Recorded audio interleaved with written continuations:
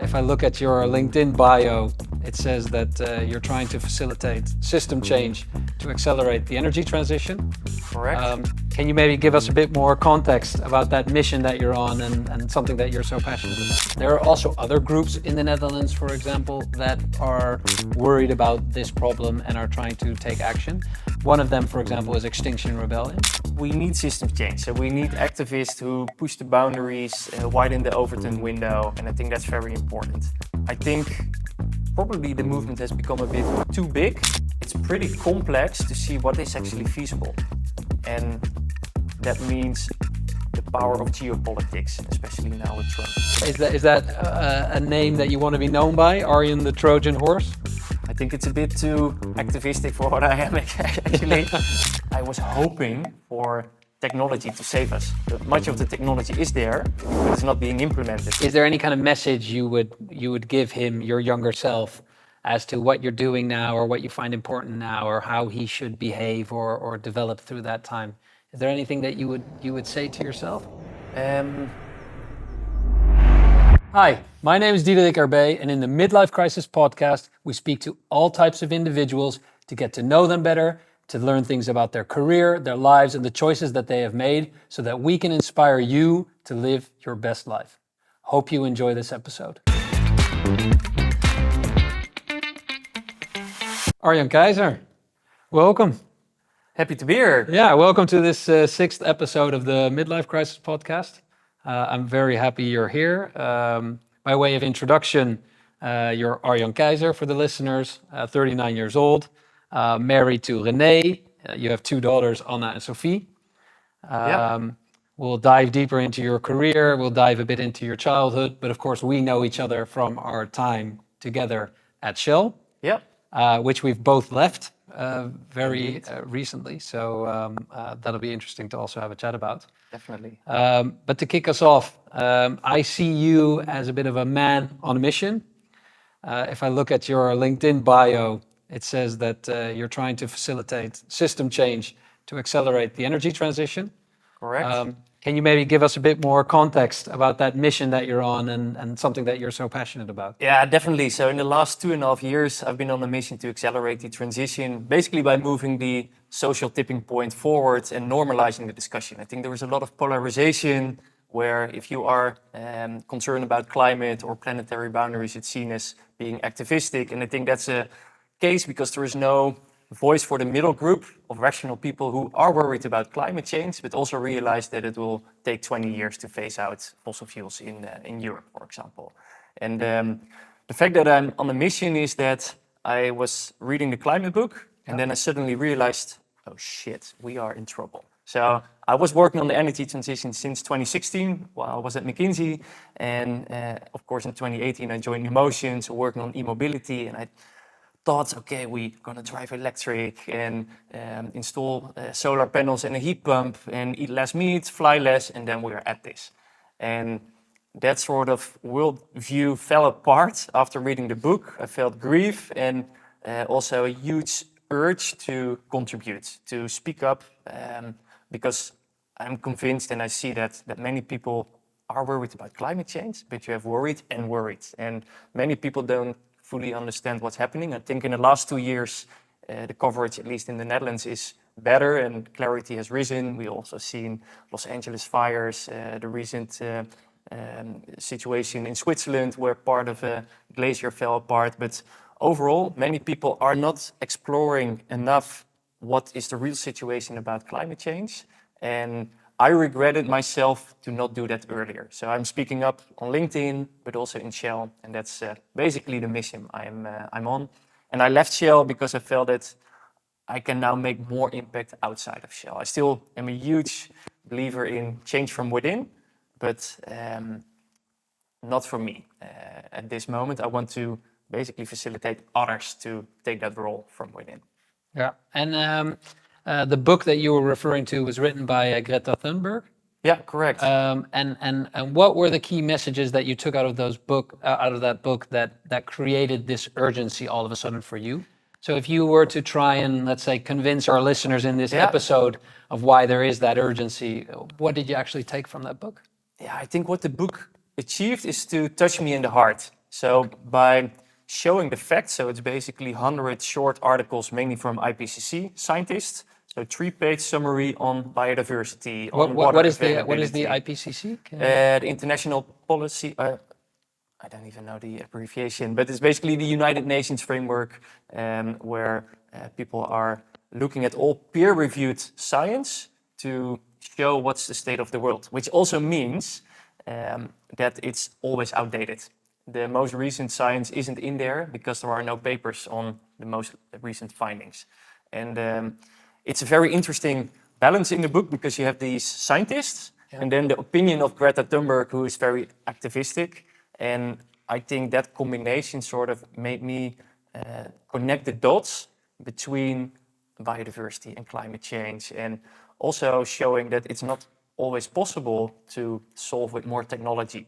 And with my engineering background, I'm an aerospace engineer, I was hoping for technology to save us. But much of the technology is there, but it's not being implemented. Also with the IPCC and the Convention of the Parties, so the COP meetings, we are now at 29, and it takes a long time, and basically the emissions are still rising at global level. And I'm very worried in that sense that until 2050, that's sort of the best case that we will reach net zero, things will get worse. So we see more floods, more droughts, and therefore also more climate refugees, more climate damage. I think what Wopke Hoekstra said at the INSEAD Forum recently is that the GDP impact of the floods in Slovenia 2 years ago was 16%. And we are now discussing to increase our defense budget from 2% to 3.5%. Yeah. Also, the insurance companies in Los Angeles weren't covering many of the property that has been damaged. Of course, there was a lot of wealthy people living there who maybe can afford it, but if your house is not insurable anymore, the entire capital markets will crunch, and there's a lot coming at us. But I'm still hopeful. I think we can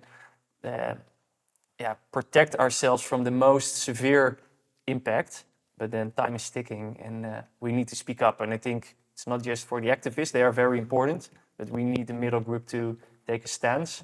And I want to be a role model to show that you can speak up.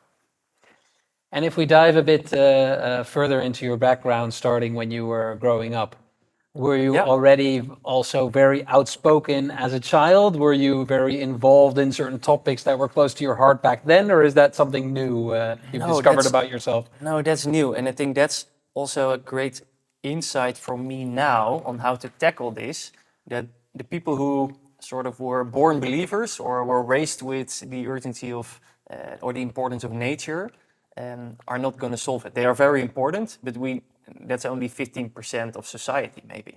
So in my case, I was just cleaning up my basement, and I found some reports from the 4th grade at high school when I had to write about the extended greenhouse effect.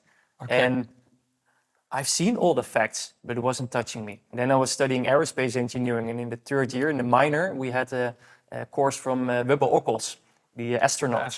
Yeah. And many of these astronauts are seeing how thin the protection of our atmosphere is, and therefore advocates for change. And he didn't touch me in the heart. He presented all the facts and all of that, but I wasn't activated.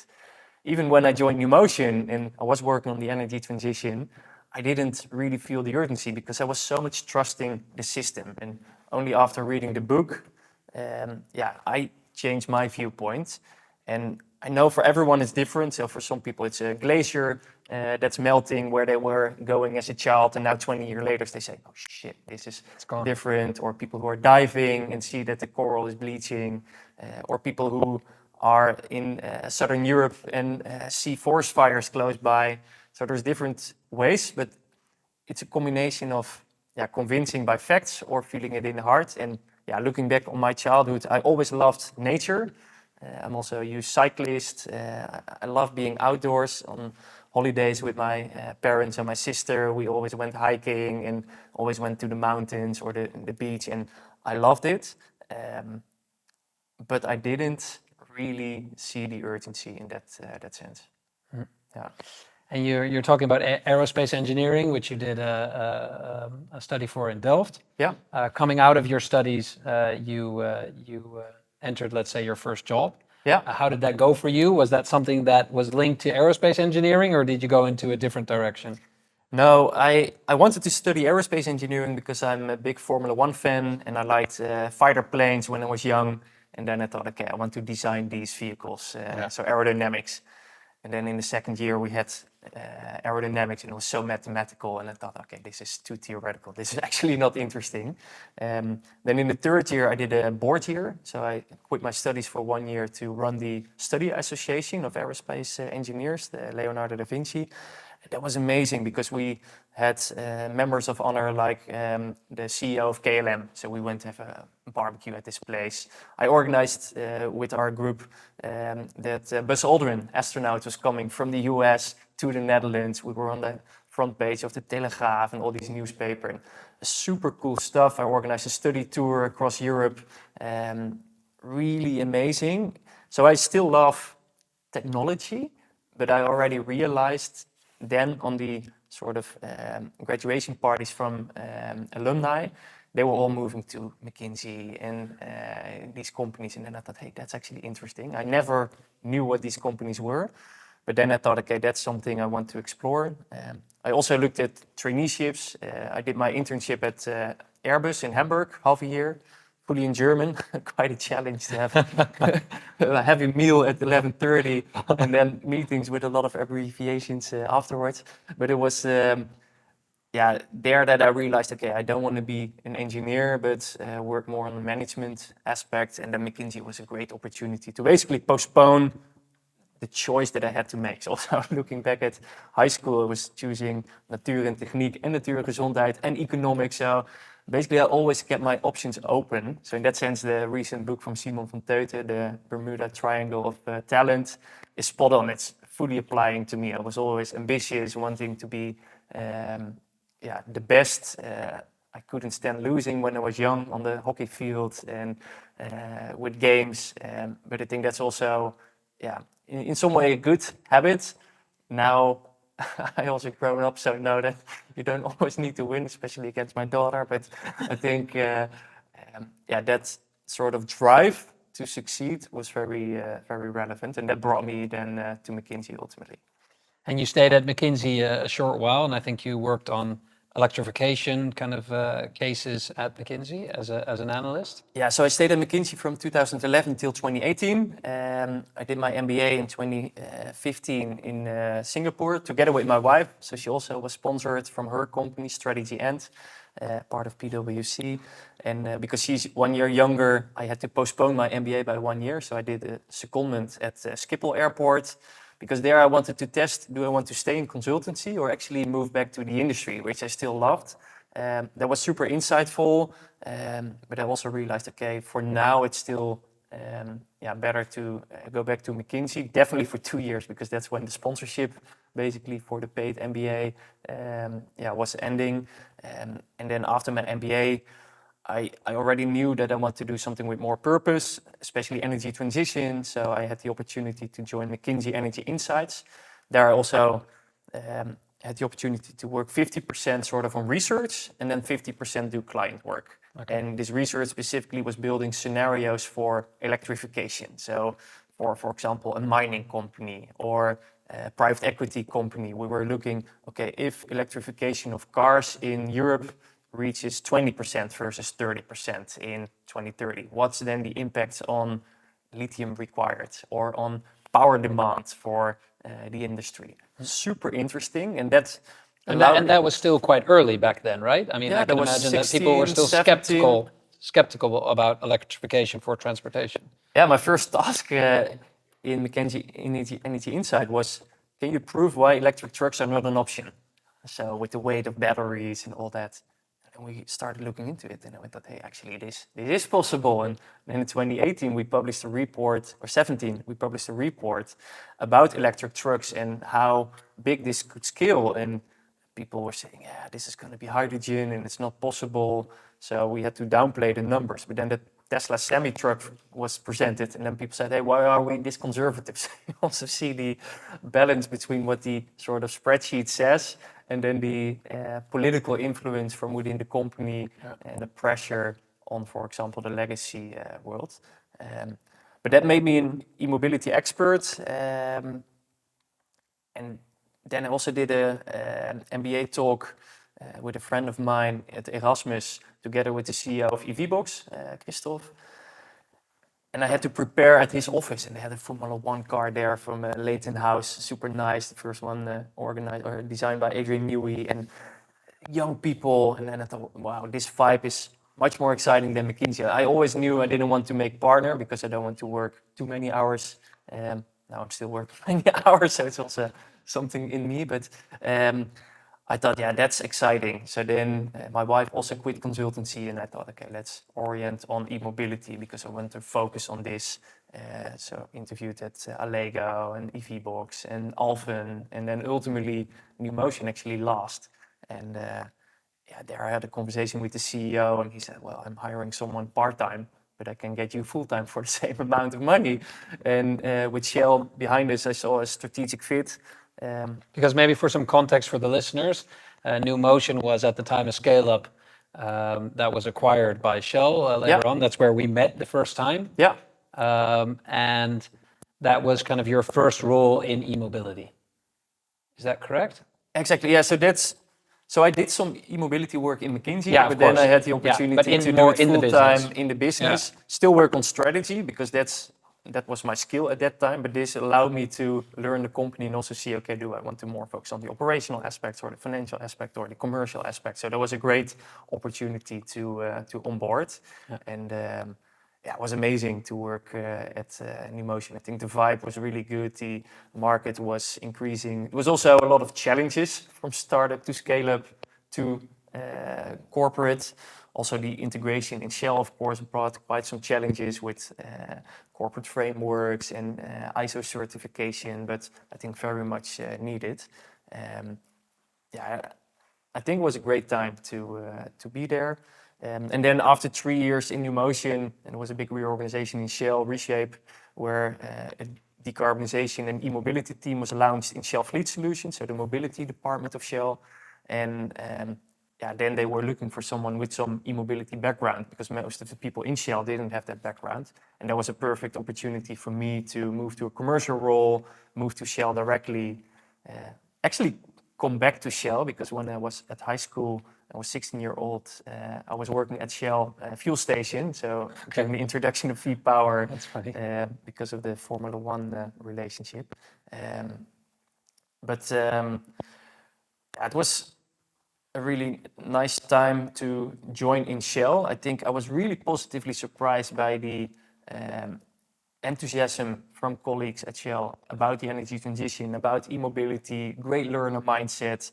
I think I thought a bit more dull and older people that didn't care too much about the transition. But actually, everyone wanted to accelerate the transition and be proud to work at Shell and install fast chargers at the highway, but also with New Motion, which was then already rebranded to Shell Recharge Solutions, be a force for good at home. Of course, at that time, it's also the potential acquisition of Eneco, so provide the power at homes, solar panels, sonnen with home batteries. It was a great ecosystem. And then unfortunately, later on, a lot of it got divested or stopped because the returns just weren't there. And I think also, if you look back at the EVBox, Engie also sold that company or tried to sell it and actually closed it down to a large extent. So it is also a very difficult business. Do you think that that's one of the biggest barriers for companies to invest into the energy transition? The fact that these returns aren't easily proven and you kind of need to invest ahead of that business maturing? I think that's one aspect. I think another aspect is the knowledge. So if you are a pure play company like ChargePoint, you have experts from bottom to top. While at Shell Recharge Solutions, when we were acquired at some point, you had more Shell senior members being involved in decision making who maybe at that time weren't even driving an electric car. So then the expertise level was also a bit of a challenge. But I think overall, for the industry, the returns aren't there, and then you're very much relying on the government and subsidies and policies. And there you see the tide turning. So I think now the pendulum swings back, also forced by Trump and geopolitics. So that makes it difficult. But ultimately, we need to do it, but in a smart way. And I think it needs to be fair. So a lot of subsidies for electric cars, of course, went to rich people. That's not really helping to get the support base in society to do more measures on the energy transition. So that's interesting, very interesting. And one of the things you've always been very passionate about is trying to change a company from within. You're kind of an advocate for trying to do that, right? Because if you change the course of such a big company, that has a much bigger effect than doing something at a smaller company. Yeah. So coming into Shell and then wanting to kind of create that change from within, how did you go about doing that? Yeah, so the first year, it was purely via e-mobility and organizing an EV masterclass to upscale the knowledge and all type of colleagues. With my manager, I was only discussing e-mobility strategy. I was barely discussing the fact that I also had to sell diesel, etc. Because he was also very interested in that e-mobility space. We acquired a company for truck charging because we saw that New Motion or Shell Recharge Solution was a very different ball game with AC charging, so slow charging versus what trucks needed. So it was a great learning mindset, and we managed to persuade leadership to actually acquire that company. That was really great. But at a higher level, what did you do within the company to try and change the board's view, or how did you? Yeah, so that only came pressure? after that awakening moment 2.5 years ago. So then I initially did two things. So externally, I wrote a long article on LinkedIn, which got more than 100,000 views, a lot of reposts from also influencers in the Netherlands. And I was rather scared. I used 10 people to proofread it, and it was a pretty good piece, but all the responses were way more positive than I anticipated. And did the company approve that upfront? What kind of measures did you need to take? No, I asked what's required, and they said if you are clearly stating that views are my own, and do not represent those of Shell or Shell Recharge Solutions, then that's fine. And you cannot disclose any confidential information. But that's what I was grown up with also at McKinsey. Yeah. That was a key rule. So then I was basically allowed. And the response was great. And internally, we had a new CEO. I also one took over from Ben van Beurden. And we could ask questions on intranet. And I asked, can we look for shareholders that apply a longer term horizon for investment so that we can do more investments in energy transition. And that received a lot of upvotes, so I could ask that question. And then I get so many private messages like, hey, great that you're asking this, because I was in a webcast with 26,000 people asking questions on this topic. And then it was the moment that I realized, okay, I can do this more. I also shared my LinkedIn article with Marjan van Loon, the president-directeur of Shell Netherlands, or the CEO of Shell Netherlands. She said, like, okay, you should join the group of people who are working on this. Kantelaars, Jan Rotmans also wrote about it in his book. And then from there, I became involved in the grassroots green team in Shell, Future Energy Leaders, previously Future Energy Alliance, which already existed 8 years back then. So I became the chair in the Netherlands for that group.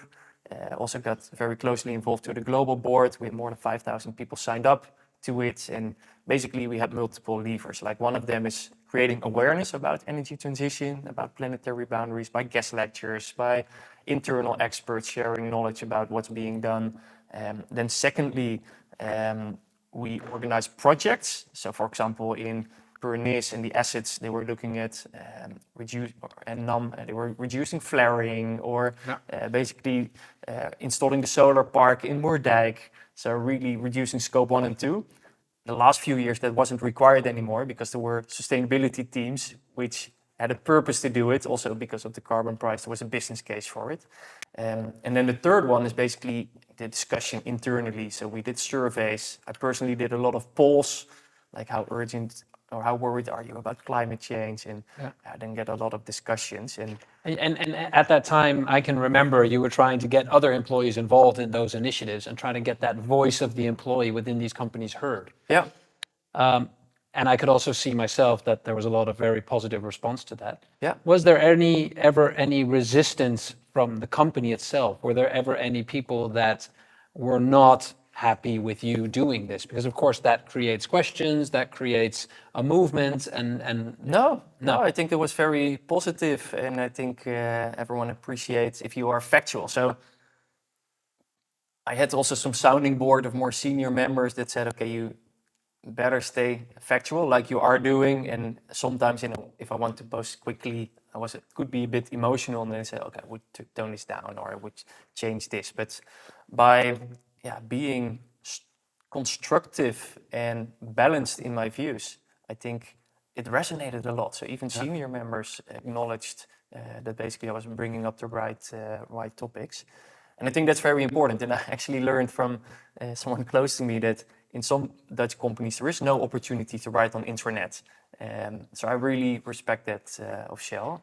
And if you had to give 3 tips to people listening to this episode now, who want to maybe affect change within their own company and kind of raise certain issues that they find important, whether it be climate issues or other issues, what are 3 kind of learnings or tips that you could give to the listeners? I think this is how I would approach it. Yeah, very important. Look for other people, like-minded people. So join the green team if it's already there, or join other minority groups that are organizing activities, because there you will find other people. And maybe it's a very active group, but maybe it's less active, and then you can take that role.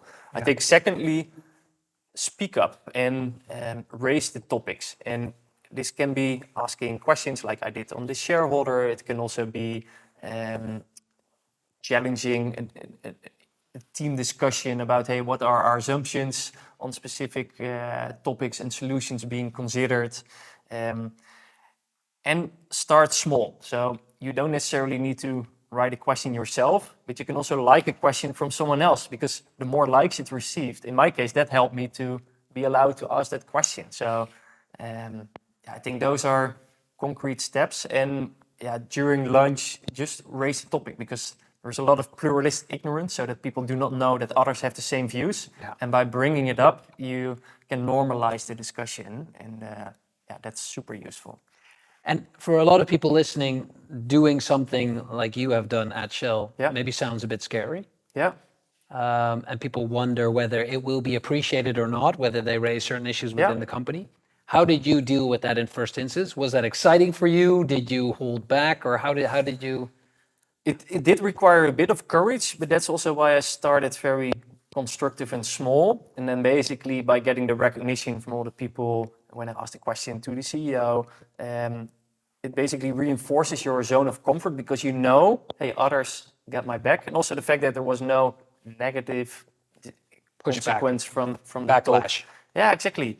And that's also another reason to start small, to test what is the response. Probably there is no response, or it's more positive than you think. And from there on, you can take the next step and the next step. And for people that don't want to write something internally in their company because they are maybe afraid for job security, which definitely in the Netherlands isn't a reason, you can also repost things on LinkedIn, and that way signal to others what your views are. And the LinkedIn algorithm will promote that and push it into your network. And I think that's also something people should consider. On the note, if you want to become more vocal, it does require quite some time and study and education. So for example, I was reading all the reports from Shell to shareholders, or the scenarios, to see what do we actually write. Or if there was something on LNG, so liquefied natural gas, I'm not an expert in it. I would find someone in the company who was an expert about it to test my views. And that does take a bit of time. So in the end, I invested quite a bit of evening hours in this work, but it's also rewarding to see that people appreciate it. Maybe switching gears, the approach that you take in trying to accelerate the energy transition was one from within, right? Yeah. And very much around employee engagements. There are also other groups in the Netherlands, for example, that are worried about this problem and are trying to take action. One of them, for example, is Extinction Rebellion. Yeah. How do you look towards that group, and what are your opinions about the way they manifest themselves? Is that something you support, or what's your view on that? So we need system change. So we need activists who push the boundaries, widen the Overton window, and I think that's very important. I think probably the movement has become a bit too big because I think we need a small group to push the boundaries, and then we need a very large middle group that is a bit more rational and realistic in what is possible.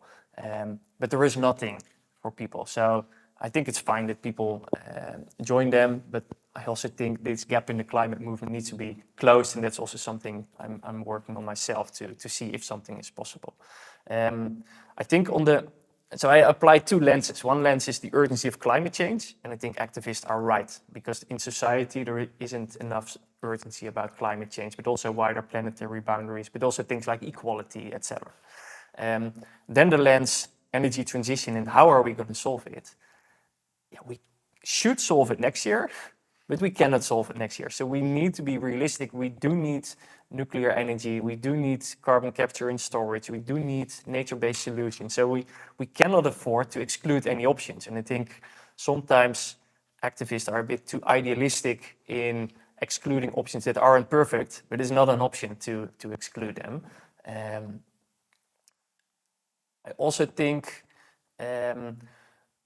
it's pretty complex to see what is actually feasible. And that means the power of geopolitics, especially now with Trump, but also shareholders that are forcing so much short-term focus. And you recently saw it with Unilever firing their CEO. Yeah.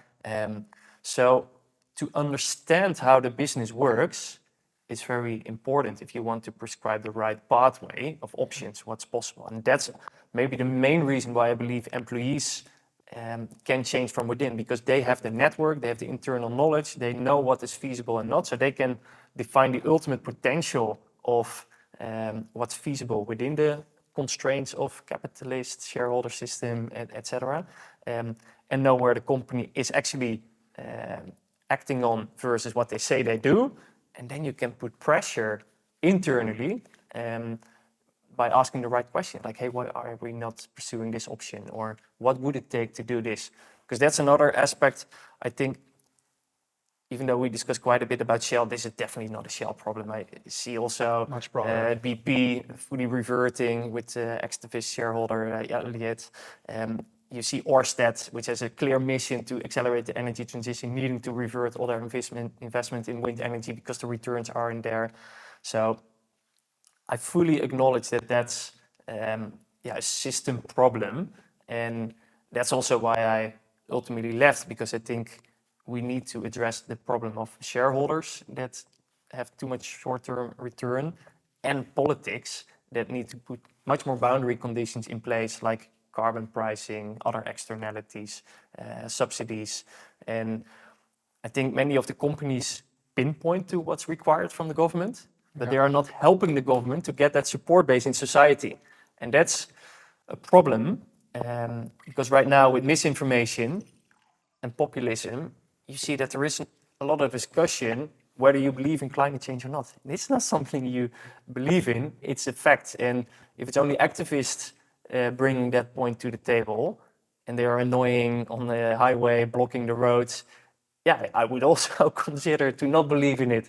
But if the CEO of Shell, together with the CEO of Total, BP, and Ørsted, and Unilever collectively would speak up like, hey, we also see the urgency, which is, by the way, the official statement also from Shell in the climate case, yeah, then I think we could fight this misinformation. Well, one of the things that I admire about you is that I think you take a very nuanced view on climate change and the solutions for it.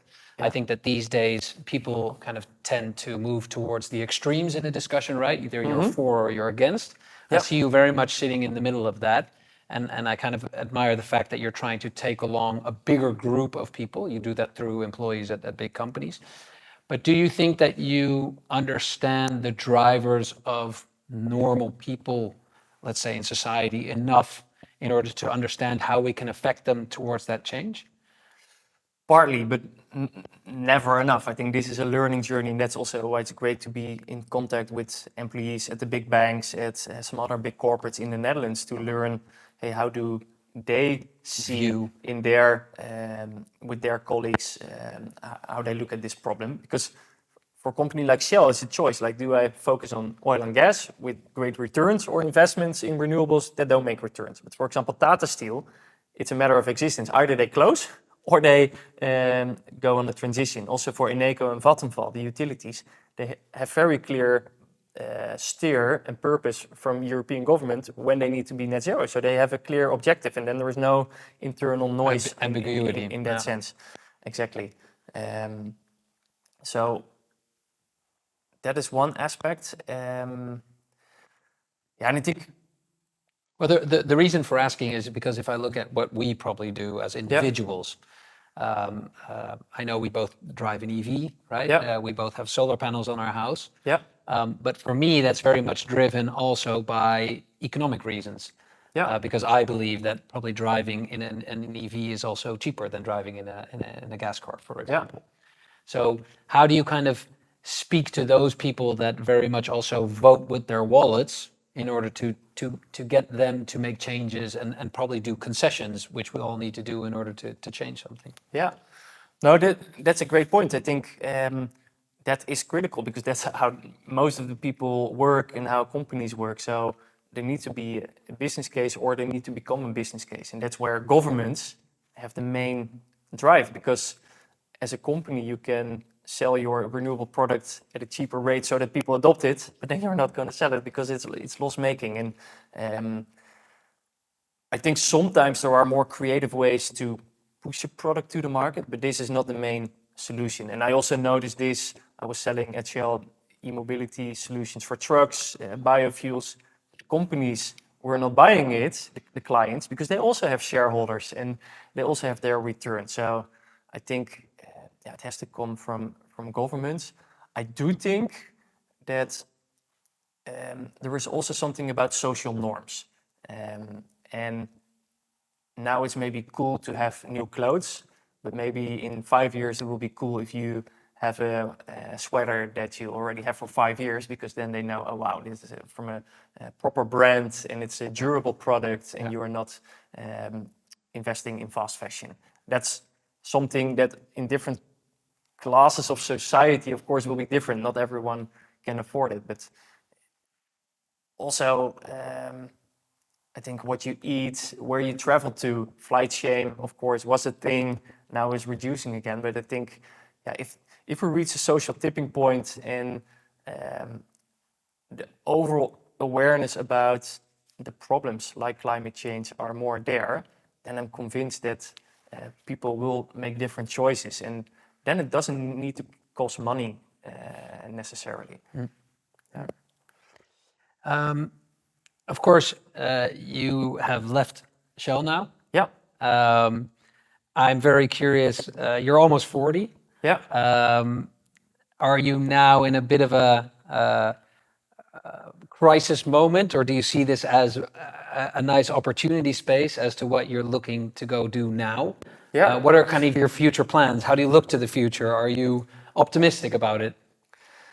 I'm really excited about the opportunity now to see what is possible. Where can I make an impact? I think I always have been lucky to enjoy life. So even before this awakening moment and this purpose came on my path, I think if there wasn't that purpose, I would also have enjoyed my career. And right now it's a great opportunity. So I'm having a lot of conversations with people in the pension sector, in politics, in government, in other companies to learn what is possible and where can we accelerate. Because I think shareholders, like I said, have a huge focus on short term.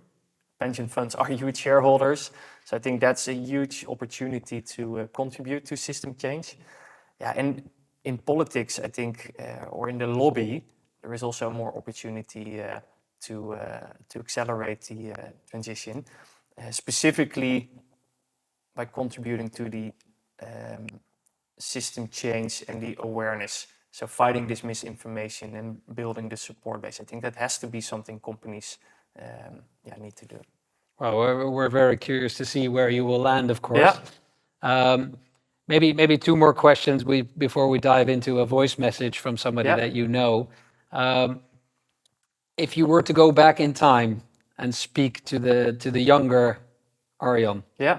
knowing what you know now,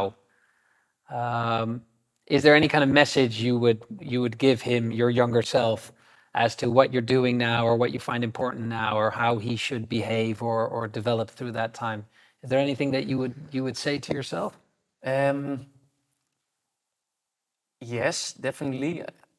And I think before my awakening moment, I was a very different person in some way, because I was just taking many things for granted, and I wasn't studying some of my worldview. So that would be the main advice.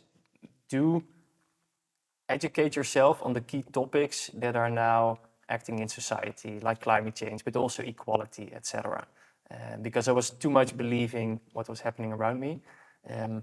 I wouldn't necessarily have taken a different path. Maybe when I was taking this course with Wilbur Ockels at high school or at university, if I truly opened my heart and be a bit more emotionally open to it instead of just looking at the rational facts, then I could have accelerated the transition already earlier when I was at McKinsey. But yeah, that's You weren't ready for it hindsight. at the time. No. No. And if you take a look at the world in 20 years' time, Yeah. and you take a view on what has happened in the energy transition, where society will be with its opinion about the urgency around energy transition, what do you hope to see in the world in 20 years' time? Like if you had a magic wand and could say, Yeah.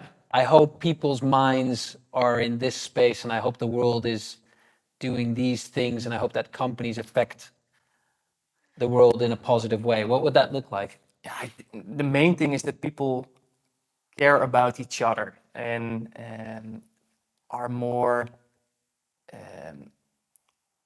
open to other stakeholders' interests.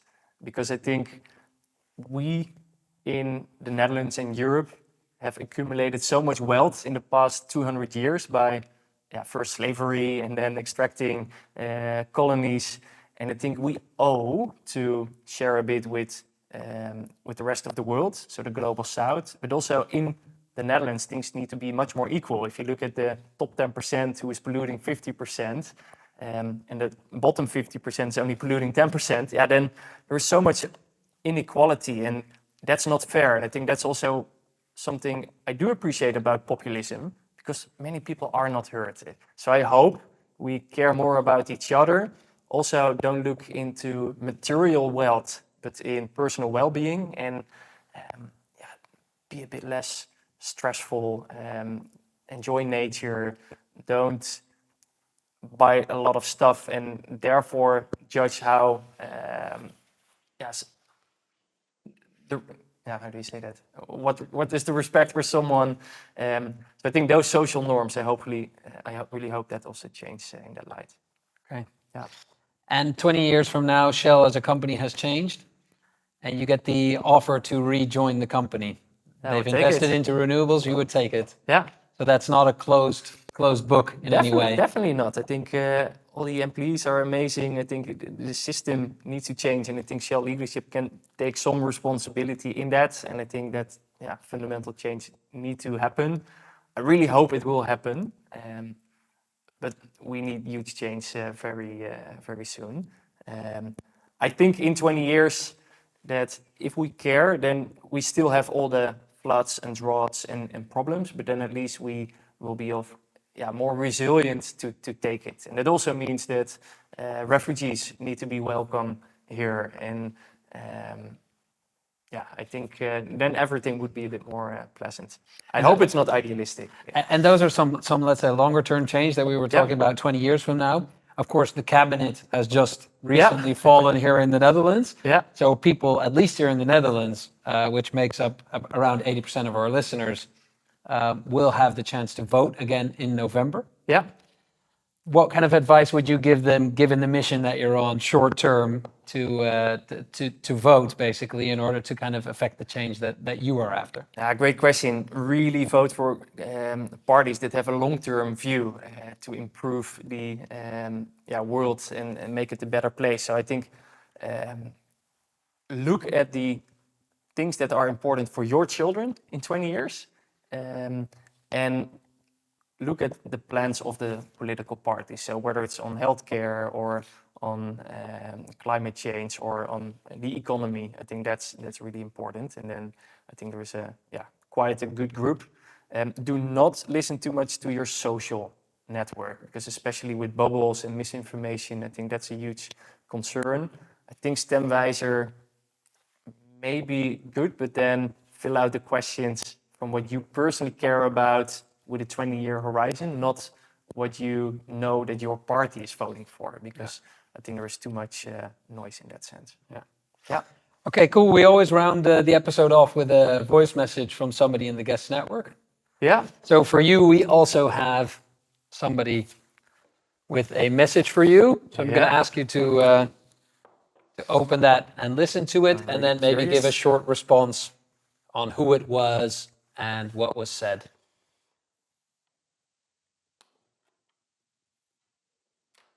Hey, Marnix.